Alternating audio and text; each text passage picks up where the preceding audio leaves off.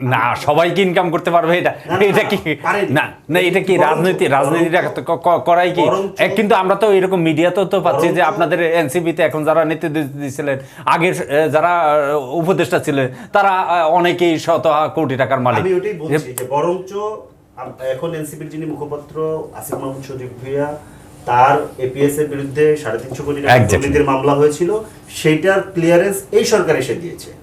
সেটা কিন্তু অন্তর্বর্তী সরকার দেয়নি, সেটা ক্লিয়ারেন্স এই সরকার দিয়েছে।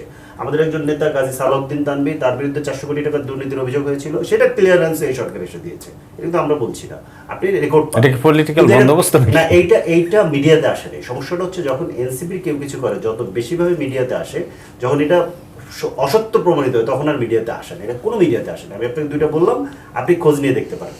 আচ্ছা, এইটা বিষয়টা হচ্ছে যে ওই পর্যন্ত ধরেন ঠিক আছে, রাষ্ট্রপতির ব্যাপারটা ঠিক আছে, প্রশ্নটা রাষ্ট্রপতির ব্যাপারে প্রথম বিএনপি তুলেছিল। দ্বিতীয়ত যখন স্পার্কটা হয় হচ্ছে অক্টোবর মাসে উনি যখন একটা পত্রিকার সম্পাদকের সাথে। আচ্ছা ভাই, আমি সাথে আপনার সাথে একটা কথা বলি। যেমন আপনি যেটা বললেন যে এনসিপি ওই সময় কিন্তু পলিটিক্যাল একটা অ্যারেঞ্জমেন্ট ছিল, না হলে অন্য গভর্নমেন্ট হওয়ার কথা হতে পারতো।